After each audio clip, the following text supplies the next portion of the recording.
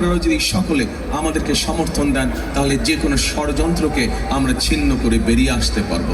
আপনারা যদি সমর্থন দেন তাহলে যে কোনো ষড়যন্ত্রের বেড়াজাল থেকে আমরা বাংলাদেশকে বের করে নিয়ে আসতে পারবো। সেজন্য এই প্রিয় ভাই বোনেরা, আগামী 12 তারিখে আপনাদের একটি গুরুত্বপূর্ণ কাজ রয়েছে।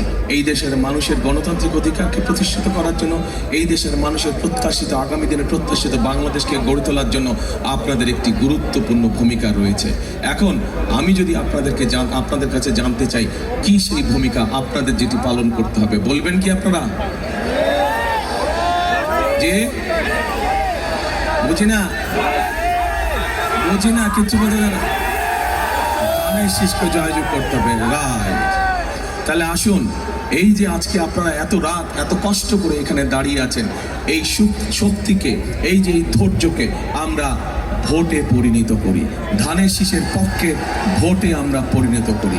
এই যে আপনারা এত কষ্ট করে এত দৃঢ় চিত্তে যে আপনারা সেই সন্ধ্যা থেকে এখানে অপেক্ষা করছেন, আসুন এই দৃঢ় চেতনাকে আমরা আমাদের ভোটের শক্তিতে রূপান্তরিত করি। সেটাই হোক আজকে আমাদের এই জনসভার শপথ, সেটাই হোক আমাদের এই জনসভার প্রতিজ্ঞা।